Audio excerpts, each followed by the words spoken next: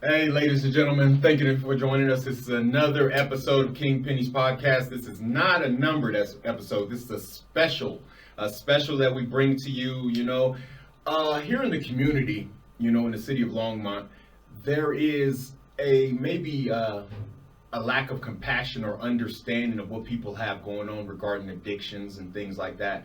I have brought in a very special guest to speak her story and tell us, how we can support her, how she's moving forward, and also too, her motivation and things like that, things along the line of the King Pennies podcast. That is the main thing. We're staying on script, we're staying in our lane, and we're getting the truth out.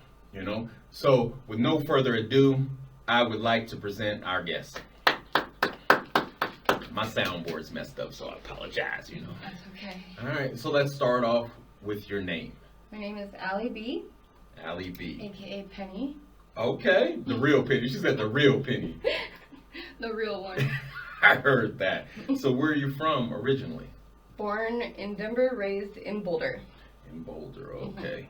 And so, talk about your family a little bit. What's your family look like? Your dynamic? We have a great family, actually. Very supportive, as I'm looking over at her. My mom, my brother, my dad. I have 6 beautiful children. A dog, Coogan. But we have a very close-knit family. I wouldn't trade them for the world. Okay. And just so you know, so she's kind of looking off camera a little bit. Her mom is here. She brought her mom here, and her mom is very supportive of her. And so she decided to show up today too. So we'll speak to her later on, and things like that. And so, what do you do? What do you do for a living? What does your day-to-day look like? Well, I just moved back here to Colorado a week ago from Ohio, and I just picked up a job yesterday. Working at Goodwill in Boulder. Congratulations. Thank That's you. super cool. And I also applied for a place in Longmont. Well, we'll see about that though. And I help my mom at her school as well. That's cool. You're being proactive though. Yeah. That's good. You gotta keep on going forward and things like I that. like to stay busy. So you say you just moved back. Mm-hmm. Where was that? Where were you at? I was in Ohio. Oh, okay. And how long you been out there? March. Oh, okay. Yeah, I moved out there in March, and came back last week. Oh, okay. Yeah. Why did you decide to come back? Things just weren't working out there. Okay. I went to stay with my biological father, and just didn't work out. Okay. Did you guys have a relationship beforehand, or? Rocky at best. Yeah. Yeah, it was very rocky. Okay. So what made you decide to go out there? I guess desperation. Yeah. I was getting really, really, really, really bad in drugs. Died a couple of times. And it was kind of like, I need to get away from Colorado in order to have that peace of mind. Pretty much like a sanctuary, I guess, to get me right. To get my mind back on track. So you said died a couple times. What is that? I did. What does that mean? I overdosed a few times. About 8. Oh, okay. Off of like what? Fentanyl. Fentanyl? Mm-hmm. Oh, okay. Because that seems to be very prevalent here in Longmont right now. It is. And, a lot of This guys. is actually where I used to be. Yeah. Yeah, before I went back to jail. Oh, so you've been in jail before? Many, many times. Oh, okay. Yeah, for like the last, I don't know, 6 years I've been in and out of Boulder County Jail. Oh, okay. Yeah. Might ask for what? Or Theft. theft? Yeah. Okay. Theft and I recently picked up a drug charge. But it was a misdemeanor. It wasn't like anything bad. So you're currently on probation? Or Yes. I am on probation for larceny, which is theft, for 2 years. Yeah. But I only have a year and some change left. And if I keep doing really, really good, I can have a reconsideration. So they'll terminate me early, hopefully. Hopefully so. Mm-hmm. Okay, and how is probation going right now for you? Well, considering my history, I've never done probation. Every time they've given me probation, I run within a day. But I've kept to it, followed every rule, everything. I've been on point with probation because I don't want to go to prison. No, I applaud you. And that's my literal next spot. So that's what keeps you motivated from not going to prison? Is a part of the motivation? Yes, that is very big motivation, but my kids are my main motivation. That's going how old? Ages? Oh, God. Well, there's 6 of them, and they age range from 18 to 4. Oh, wow. Mm-hmm. Oh, wow. Mm-hmm. Okay. Look here, that almost made me ask a question. I know not to ask a woman, like, how old are we talking here? I'm 35. Oh, okay. All right. Look, I didn't want to be I asked it, but I didn't want to be the one to ask it. I'm fine. I appreciate you being open about that. Yeah. So you're 35, Mm-hmm. and you have kids 18 and under. When was the first time that you used? Oh, I was 10. 10. Yeah. I was, it's kind of messed up, but I was at a neighbor's house we live in a really nice neighborhood. So you wouldn't think that kind of stuff would happen, but we were drinking, underage drinking, and one night she was really drunk and decided to put some cocaine out on the table and said, "Hey guys, come join me." So that was the first time I ever did coke. I was at 10 years old. Wow. Yeah. That's tough. That's Yeah. a tough one. And so it kind of just, the progression's already up there off that. But so when did it go into even harder things? Oh, Or what were the harder things that you, after coke? I guess meth came next. And that was right after I lost my daughter, my first daughter. I gave her up for adoption when she was, I think, 6 months old, I believe. Can't really remember. It's been 18 years. But gave her up for adoption, and social services put me through the ringer. So I kind of went in a downward spiral. But, I don't want to say that though, because really it started when I was in a drug rehab when I was 13 to 15 for marijuana and course Eden. I don't know if you've ever heard of Triple C. Oh, yeah. Okay. And my brother and I both went to this rehab, and it was kind of a cult. It's crazy because I just found out that there's actually a documentary on the program that I was in, and we were pretty much taught to believe that everything that outside of the group was bad, even family members, everything, old friends, bad. So I stayed with that group for 2 years, give or take, and when they decided that they didn't want me in the program anymore, they kicked me out, and it was probably one of the hardest days of my life, because I lived, breathed, drank their potion, their Kool-Aid, and it was really hard. Yeah. Really, it really sounds hard. like it. But you said, does your brother also struggle with addiction? No. Or? No. But he did when you guys were younger. No. No, he just kind of tagged along with you. It was kind of one of those weird situations. Mom, is it okay if I talk about it? Okay. Where my brother's best friend's parents freaked out when they found out he was smoking weed. Sent him to Cornerstone. Oh, okay, and that's the one. There was Westminster. Oh, okay. Well, they have Loveland, Westminster, Littleton, and I just found out they still have one. I don't even know. I don't know where it is. I thought all of them closed down, but so it was kind of like the cool thing to do at that time was like go to Cornerstone.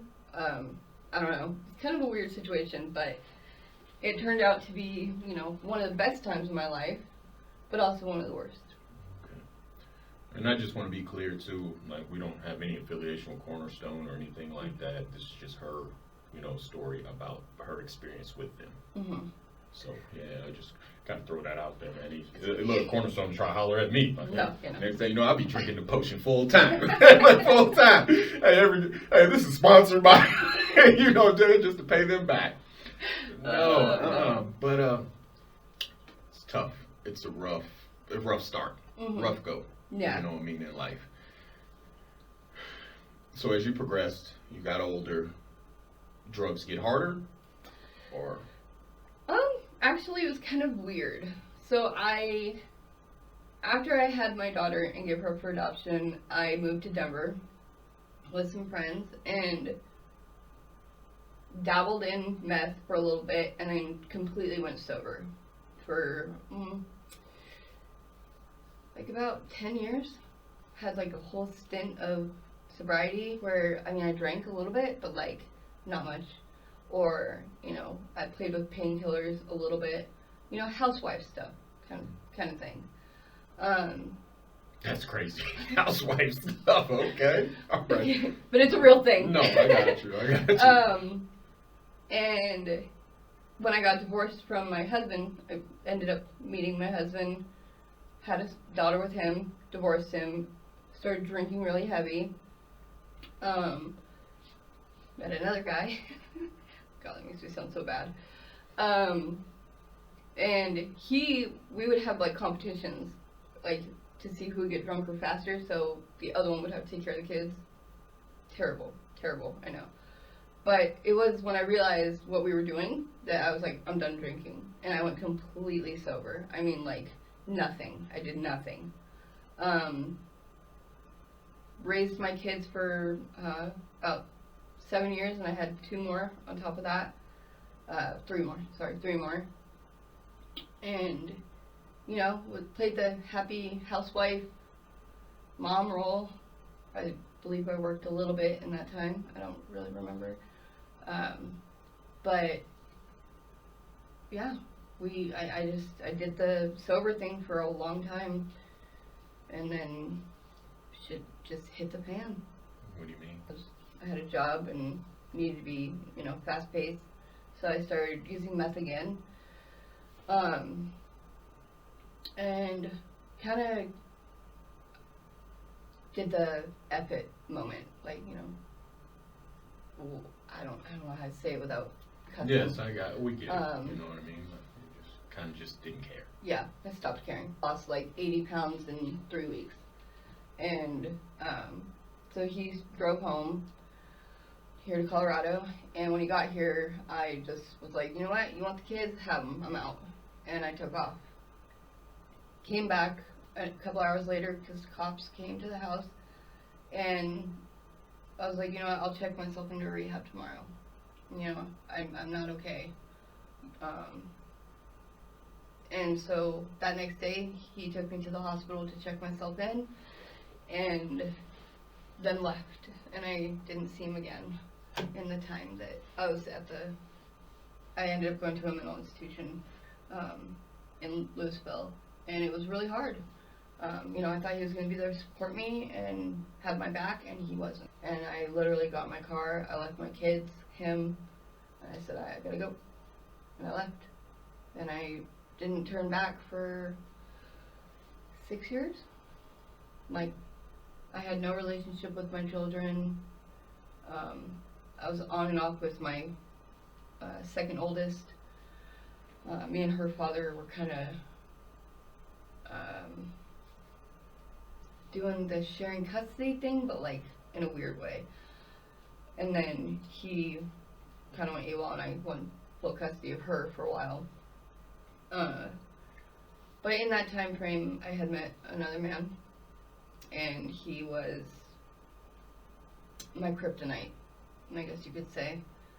We started dabbling in pills, oxys back then, and we got really heavy into it. I didn't have my kids at the time, so it kind of, went a little hard in the paint. And when they took OxyContin off the market, we kind of freaked out and we turned to heroin right after that. And that's when I don't even know. It was a really weird time. It was like I was a functioning heroin addict. And that is a real thing. I know it doesn't sound like it's a real thing, but it actually is. You can be a functioning heroin addict. And then one day he went to jail and everything just kind of went crazy. And I just kind of lost control of everything. I even had a great job. I had a house, a car, my 2 beautiful kids. I had another son. And just left them, just took off, went on the run, never looked back, and it's been 4 years until now. So might I ask, and this might be a difficult question, yeah. Mm-hmm. Where is your relationship at now with your children? Like where is that at? Rocky at best. I mean, my oldest daughter and I just reunited, my 18-year-old. So we're kind of feeling each other out a little bit. My second oldest. I'm going to cut you off right here. Sorry about that. After talking, we want to take out a piece of this interview to protect the innocent. We have added Mom in, and I'll let her introduce herself and ask her a couple questions. So, let me get the name. I am Dee Dee. I'm Allie's mom. Okay. And proud to be so. I heard that. Look at her. The support is great. So I want to ask you. So it's a 2-part question, but I'll ask the first part first. Okay. So what has been the impact of her drug use on you and the family as a whole? The emotional impact is incredibly difficult because you're losing your child. You don't know when you'll see her again. You don't know if you'll see her again. When she OD'd in jail, they didn't call us. I found out a week later. So she died and I didn't know it. So for the last, 7, 8, whatever many years it's been a just an emotional struggle to maintain in my heart the thought that I will get her back someday. And when she first started going south, I thought the one thing I have to do is maintain communication with her. I never want her to feel that she would be tossed again for what she was doing or for any reason at all, that I would always be there, that I would come get her no matter where she was. Remember I used to meet the bus at night on the diagonal?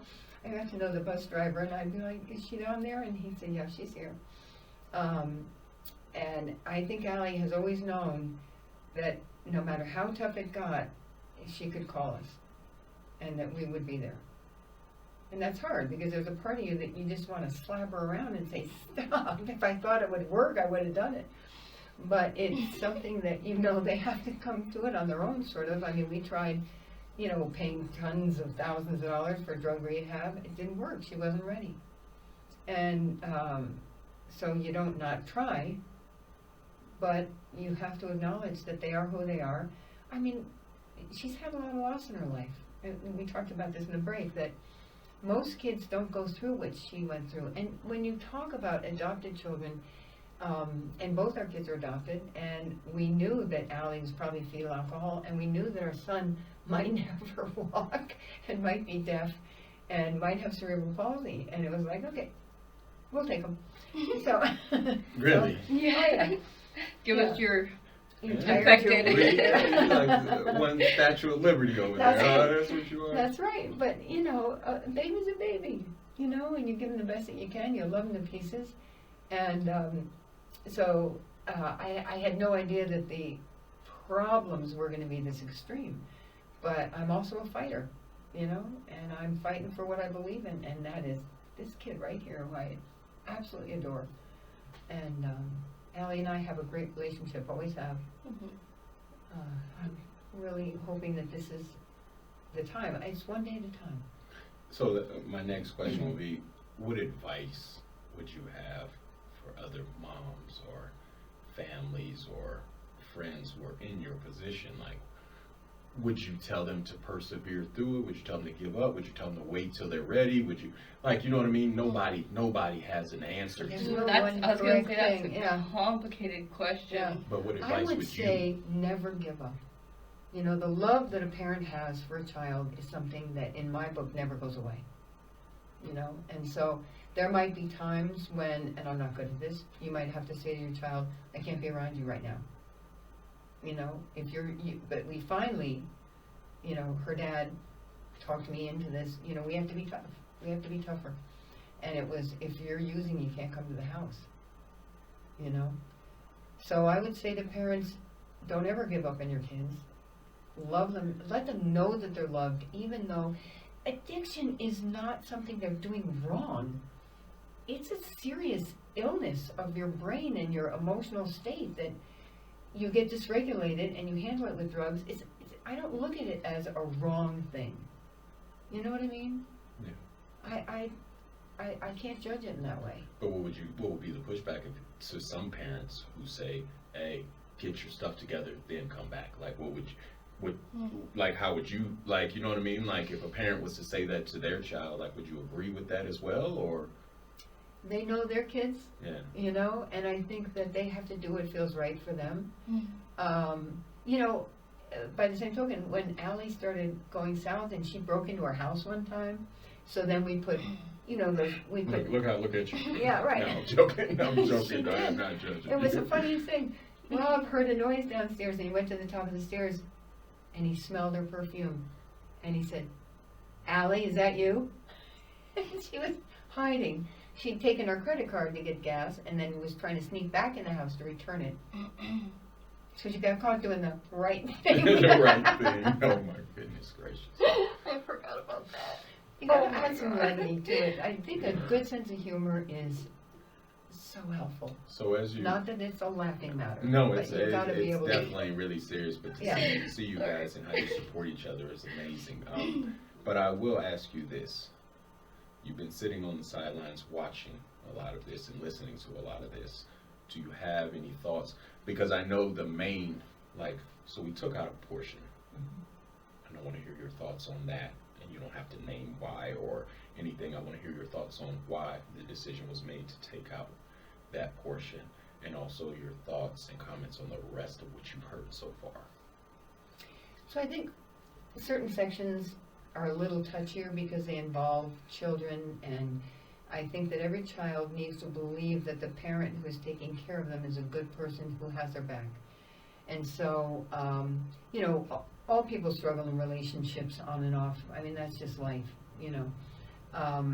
But I think to dive into that too specifically is not good for the kids. So I think that children have a right to feel safe and secure in their relationship with whatever parent they're with.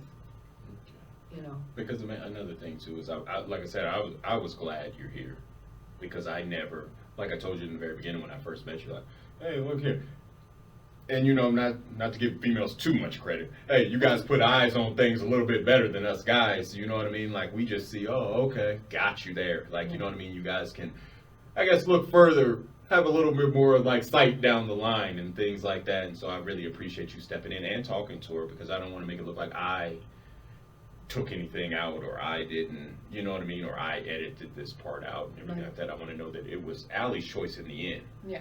But you know what I mean? You did say, hey, might want to think about this and might want to. Yeah. So that was good. That was good to have in the room, period. This is why I wanted her here. Yeah, so it was really good.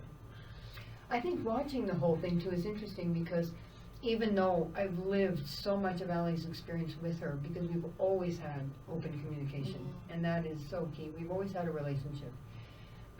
But sitting here watching her tell it, I know how tough it is for her to tell it. And I know that, you know, your worst critic is yourself. You know, and I don't want Allie to ever feel like I'm criticizing her, because I have so much compassion for this whole thing. It's really tough to be addicted. Nobody wants to be addicted. And it's tough to live with an addict. You know, I mean, it's, everybody is struggling, and we have to really love and appreciate each other and try and help people through. You know, I can't do it for her. I think ultimately, like, if there is any bit of advice that I could give to anybody, being the family of the addicted or an or addicted person, boundaries. Setting healthy boundaries for yourself, with your family with you. You know, like, one of the main boundaries was, my dad stated, do not come to the house if you're using, or if you are, don't come high, you know, you can come if you're sober. And that one I respected. Maybe I didn't respect some others, but that one I did respect because I didn't want them to see me in the height of my addiction.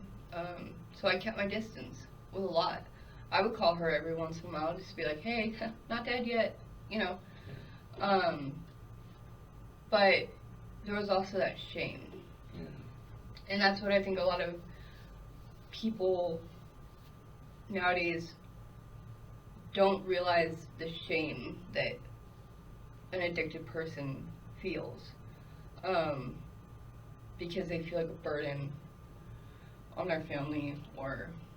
I think everybody sees it from, like, you know, not really from a compassionate space. They kind of see, like, more of the damage that's being caused versus, like, you know, do they intend to do this? Do they, and like you said, it's more of a mental health thing versus, like, that. But I do want to, now that you mentioned it, you did call her, how did your stomach feel getting calls in the middle of the night? Did you think that it was... You can't, all right, so the first time you get the call from jail? Yeah.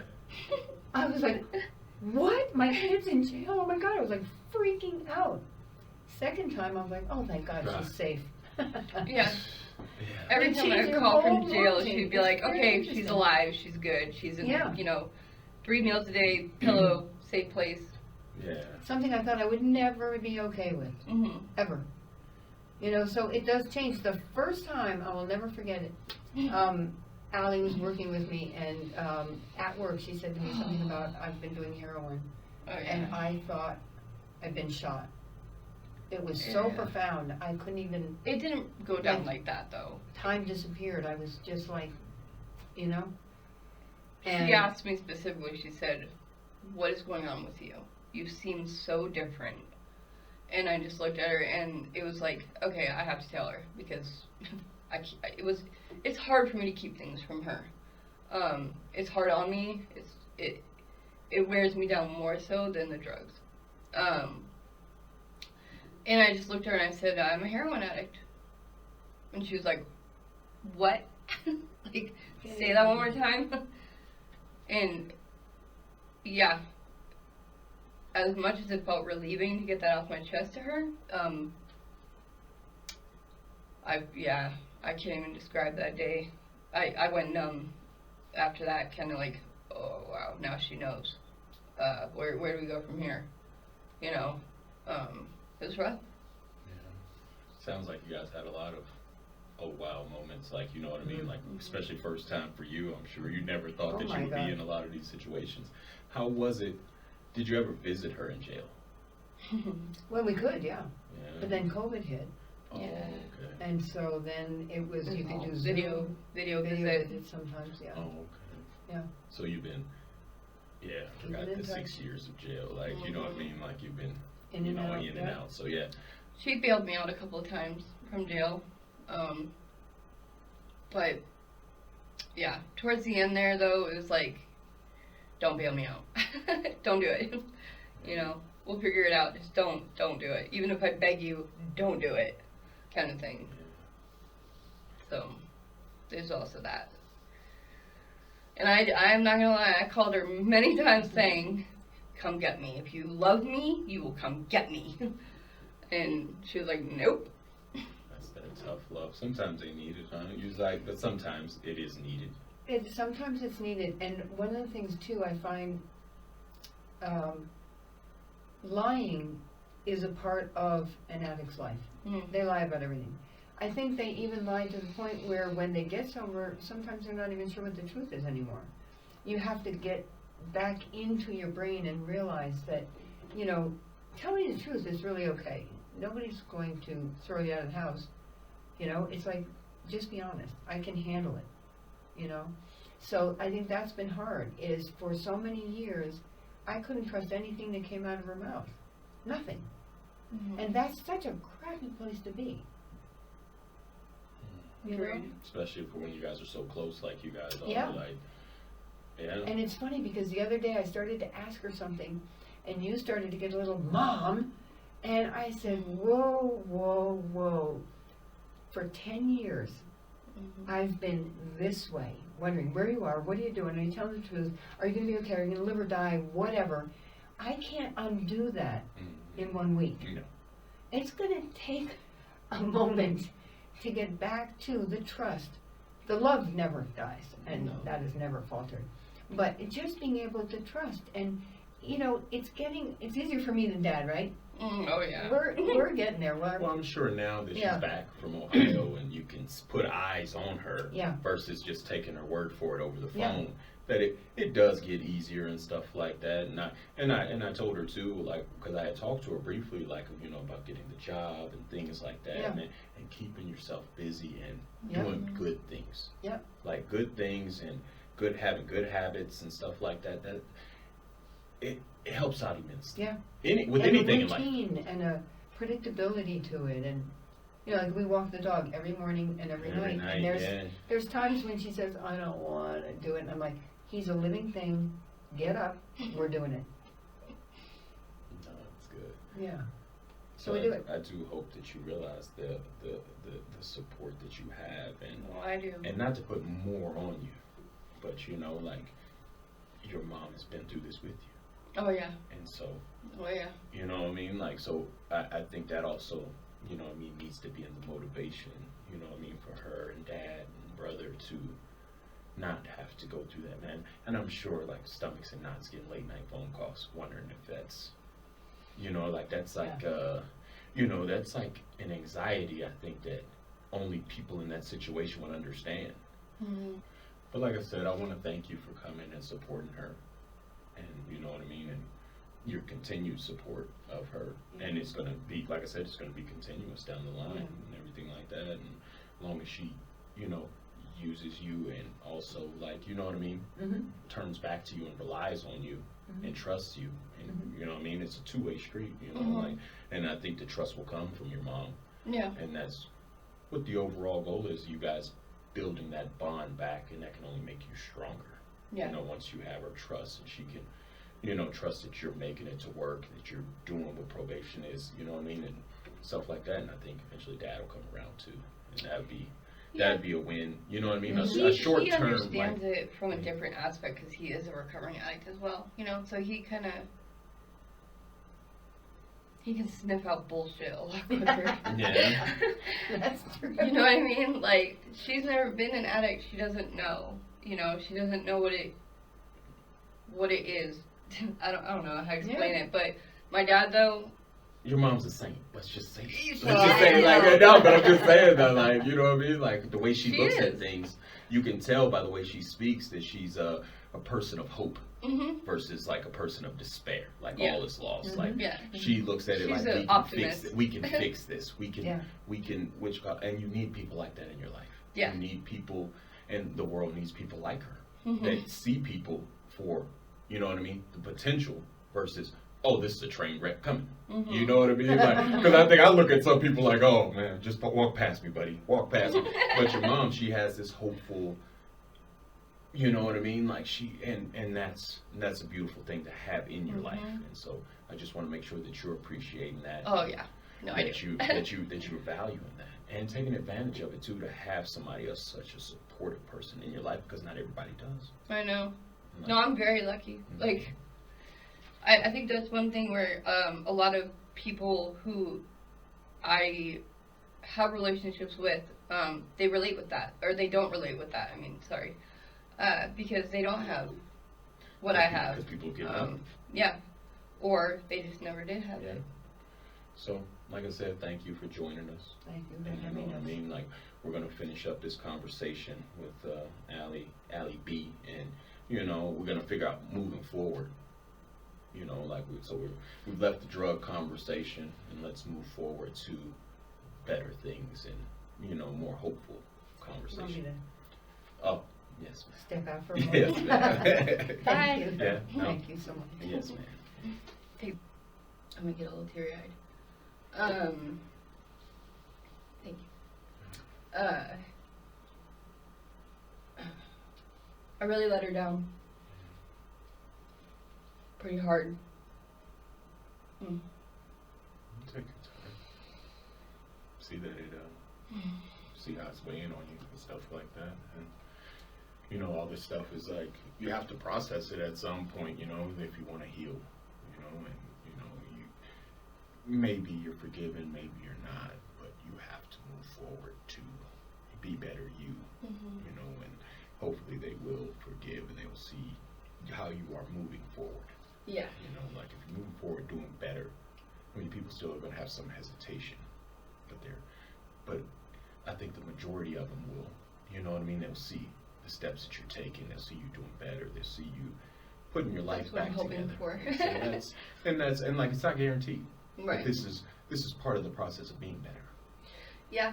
So I mean, part of recovery is seeing where you went wrong, where it all took a huge left turn, and you know, honestly, my life has just been kind of like a domino effect, I guess. I was adopted at 5 weeks old because my birth mother was married and had an affair.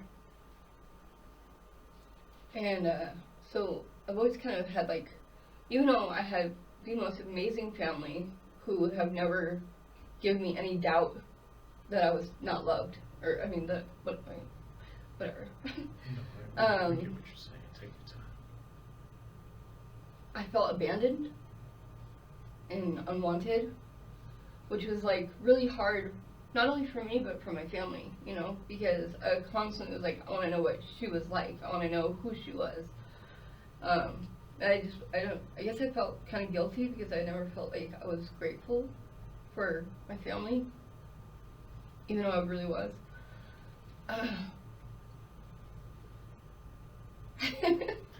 You know, like the support that Miss Dee Dee gives you now, and her coming here, and you know, and her allowing you to lean on her.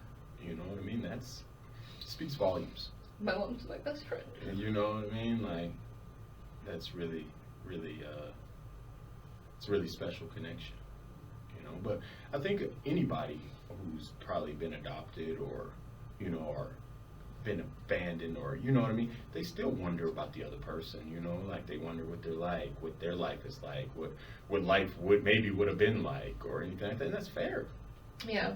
You know what I mean? You can't beat yourself up about that. But like, the mother that you have now is pretty amazing. Oh, You know, I know. I just met her, you know what I mean? But just, you know, She you really guys is. bond, the way you guys move together and stuff like that, that's really great to watch. Yeah, she really is amazing. And I've always known that. And I always told her, like, I hope you don't feel like I don't love you, you know, because I do. I just need to know what they were like, including my birth father. And when I was about 20 years old, I decided I was going to find my birth mom. And I did, kind of. She was actually murdered when I was about 14 years old by her boyfriend. They were meth heads. And he was in a meth-induced psychosis and stabbed her over 30 times and decapitated her. So I never got that chance to meet her. And that was, again, a really hard thing for me, because it was like, you know, when I finally felt like I was ready to do that and to step into that world, I wasn't given the chance. And so that was a hard thing for me to accept, I guess. So I don't want to harp on this. So you mentioned the 2 children, right? Mhm. What about the rest of them? Like, you know what I mean? Like I have 4 others, Yeah. 3 of which are local, okay. 2. Actually, all of my children are local. their father is in the picture. That's the one that came back from Georgia. So he has custody of them. And I'm working towards a relationship with them again. My two younger ones, they were not affected like the others were, because they were younger. So, but one of my daughters, she's 12, almost 12. She got really affected by it. I mean, really. And it was really hard for her, still is. But we're working towards a relationship again. But I kind of feel like I need to get me really right before I can step back in with them, because I've let them down so much over the last few years. I mean, a lot. And the fact that you acknowledge that is big. You know, So, what I mean, there's potential one day. Yeah, and that's a part of accountability. You Mhm. acknowledging that this, and this, and I need to do this, and this. So, Mhm. like I said, it all comes together moving forward. Yeah. So I don't want to stay on that, you know what I mean? Like, because I know how sensitive it is for parents and, you know, talking Yeah. about things like that. But I want to know moving forward, right? What was rock bottom? Like, what is the worst? Like when you in your mind, Mhm. you said, "Oh, this thing is just out of control." Yeah. What is that? When was that? Or I was in jail. I had gotten arrested from the halfway house for suspicion of drug use.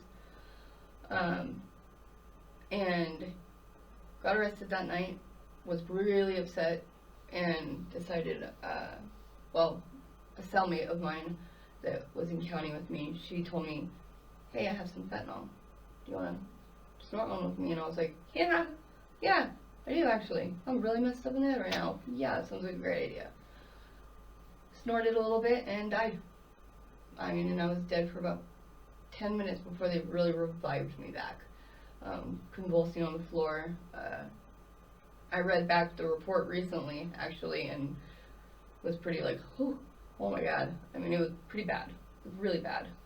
And I think that's when it kind of set in, because, like, I had a God moment, kind of, where I felt like I was floating, and all of a sudden I heard a voice that said, not yet, and boom, I was right back in my body. It was very, and I don't talk about that kind of stuff lightly, at all, ever. I've never been a very religious person.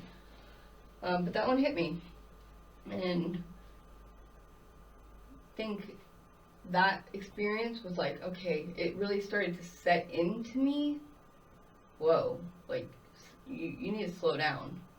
But I didn't. I did not slow down. It was just a stepping stone to where I got, which was, as soon as I got out of jail for that, I went to rehab, got picked up again in rehab, sent back to jail, got out again, and then for like the last, I've been out for 7 months. I've been out of jail for 7 months now. Or, I'm sorry, 3 months. But for 4 months before that, I was in jail and out in public. So over the last year, a lot has happened for me. over the last year, how long have you been incarcerated? Incarcerated? Oh gosh. Over just the last year. I've only been out for 3 months, so. So in 2023. I would say a rough estimate would be 9 months out of the last year. Oh wow. That's about right. Yeah. Yeah. That's about right. Okay. Maybe 8, but I've been in and out of jail for the last year quite a bit. So outside of the ODing, right, and your children, what else is motivating you to change your life? Like, what else? I'm tired. Yeah. I'm tired.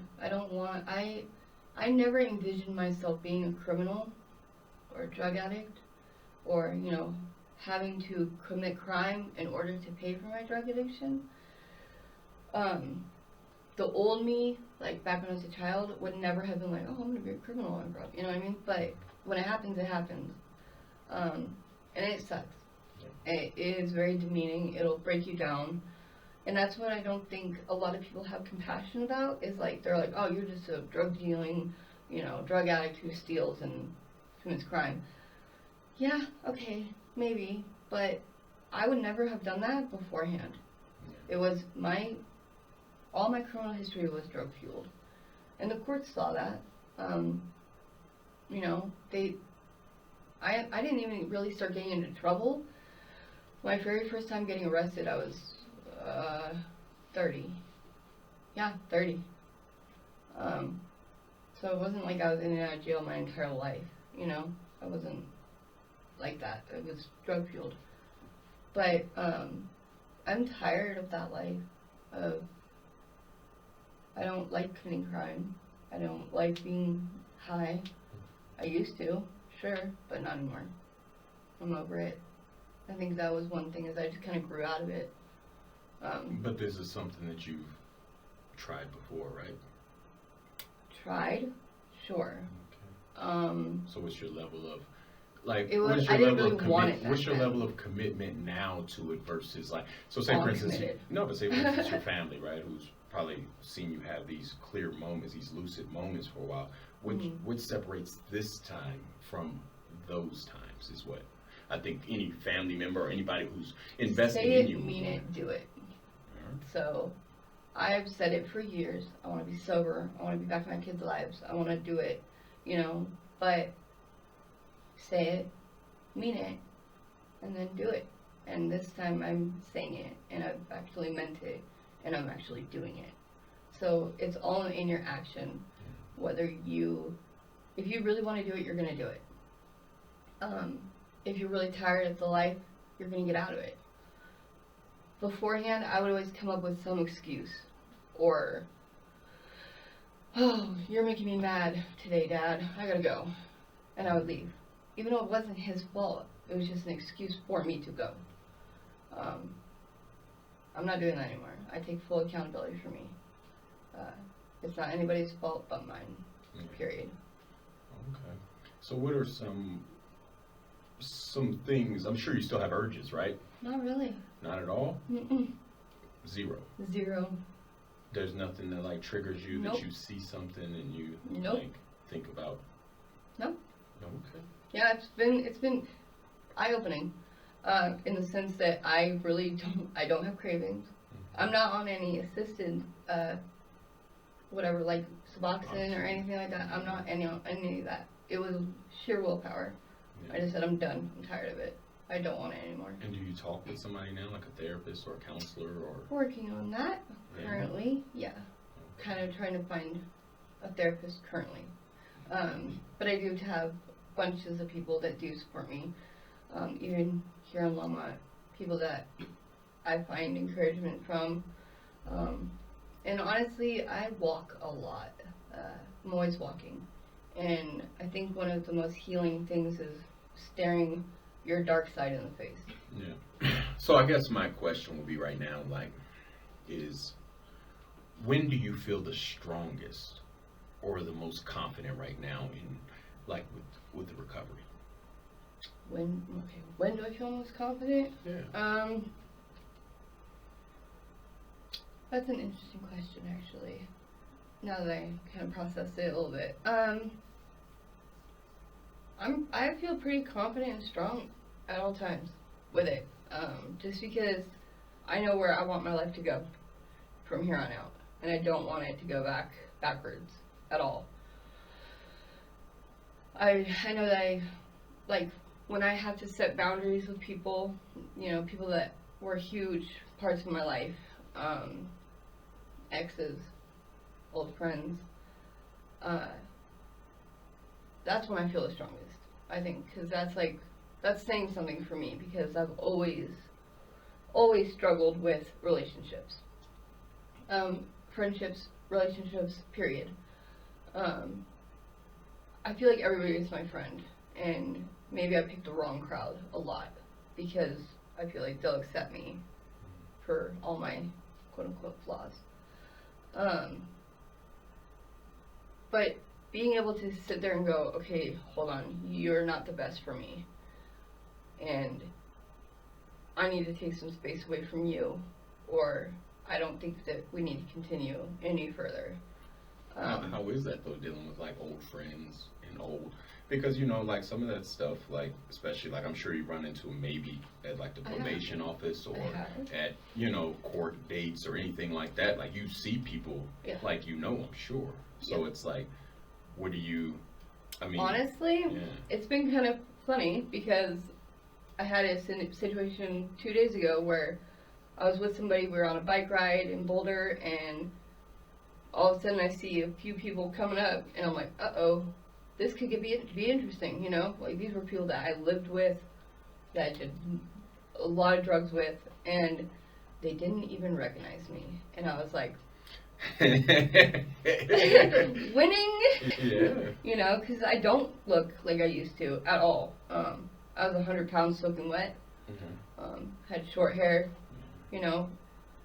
and I don't look like that anymore. You almost roped me in with the weight question, but I know to skip that one. Look, hey, I'm very, you know what I mean? But you look great. I Thank just you. want to tell you that. You look great. You know what I mean? But, what are your short-term goals? Like, just in the near future, like, what are... One day at a time. One day at a time. Literally. Yeah. Which is probably the best policy I can tell anybody. One day at a time. Take it day by day, minute by minute, hour by hour, Do not overwhelm yourself, because when you get overwhelmed, you fall back. No, that makes sense, but in my mind, this is what we all have dreams, right? We all have, like, in our mind, we all have an idea of how life is. What is Allie's? Like, like... I love welding. So I want to go to welding school. This is the dream. Like, Yes. Look, not the WNBA. Look, No. you want to be... No, I'm joking. No. But so welding. Welding. And what makes you, like, so, what I mean? Honestly, I don't even remember. Oh, actually, I do. Now I just thought about that. Do you remember the TV show Shameless? I never watched it, but I know Okay. a lot of people did. So, one of the characters on there is a girl who is struggling with life, and she becomes a welder. She goes to welding school. And I don't know, I kind of like related with her, I guess, and thought welding was cool. And my brother loves that kind of stuff, welding, he's a construction guy, trick of all trades. So, and my mom too, they all were kind of the Tim Toolman Taylor kind of family. Like, I know how to fix a lot of things where if you were to lean on a guy to do it, it would never get done, no offense. Oh, wow. Okay, I got you. I mean, just saying it, if you want it done, right, you gotta do it yourself. So, that's kind of where I come from with that. Not in a mean way towards men. No, honestly, it's good to hear you say that, because, as we've been having this interview, I see that maybe, and I don't want to, like I said, I don't want this to sound bad, maybe you don't make the best choices in men. Oh, I do not. So for you to be more self-reliant and hear you speak more of a, hey, I can do this, I don't need a man, it's very good, like, you know what I mean? Like, it gives me, like, more like, oh, okay, maybe she is putting this thing together, and it's good. It's good to hear you being more confident just in you. It's taken me a long time to get to this point. Not even gonna lie. I have picked some real winners. And I've always kind of depended on a man, which I've never been single. Like, ever. And I'm single, and it feels really good. Like, not having to be like, okay, is he going to be okay with me doing this? I was constantly in a, I don't know how to put it, submissive relationship with men. Whereas now I'm more of the dominant, like, you're not going to tell me, I'm taking control of me back. That's that power. That's it. That's important. It Because is. you've always had it.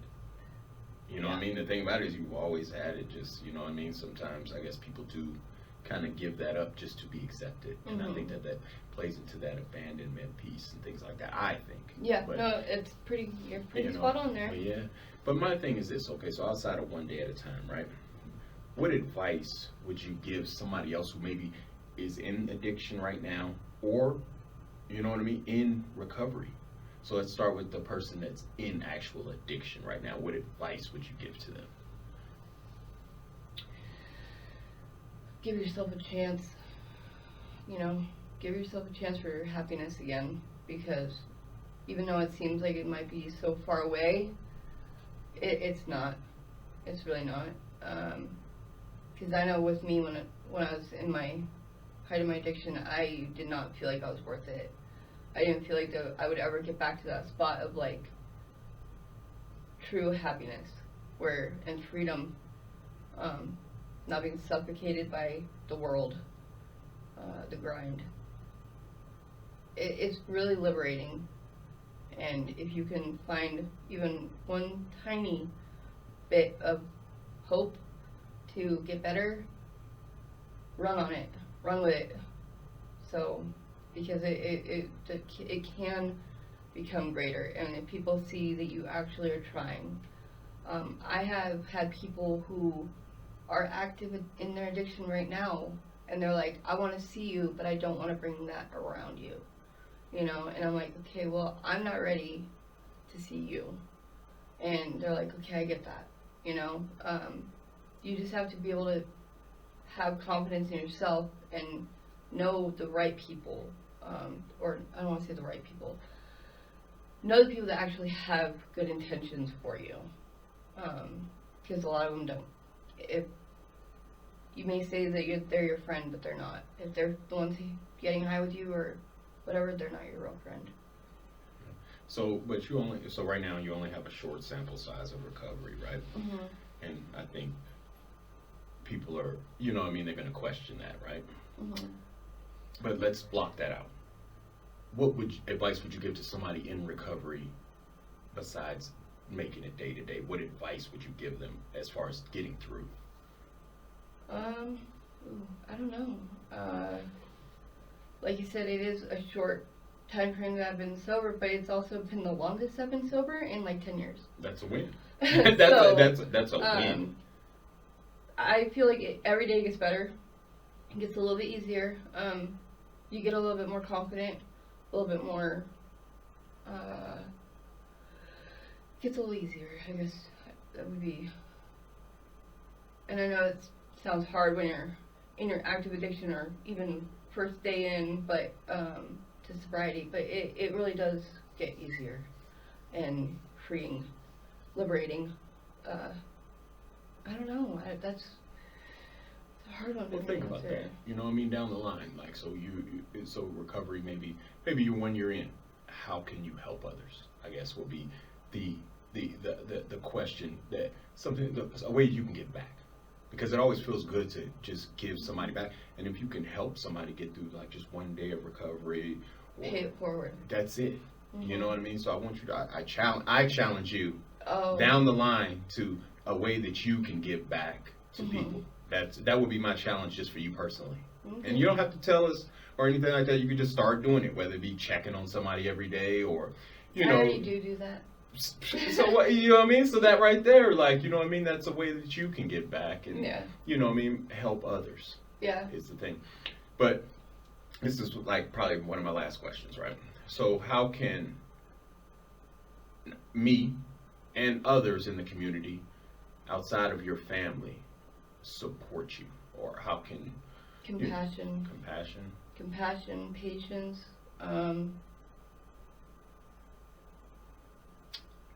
Don't be too quick to judge, because you don't know the backstory. You don't know where that person's coming from. It could be something monumentous or minute, but just, you know, don't be so quick to judge, because you don't know the backstory. Yeah. No, it sounds, like I said, I appreciate you giving me your time.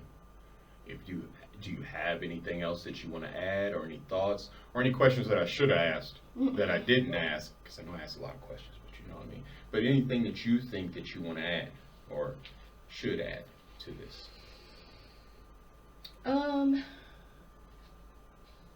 I guess recovery is hard. It's harder than addiction. Addiction's easy, actually. Just if you want it, you're gonna get it.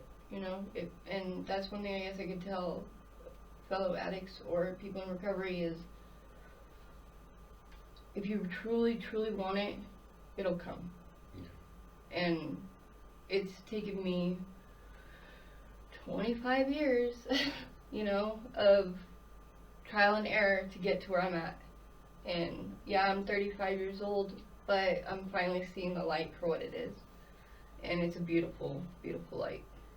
Yeah. Trying to tell you, I'm proud of you though. Thank you. Yeah. And then, Mom, do you have any, you're off camera, do you have anything to add or anything that, any last thoughts before I wrap this thing on up? I just want to tell my daughter how proud I am of her.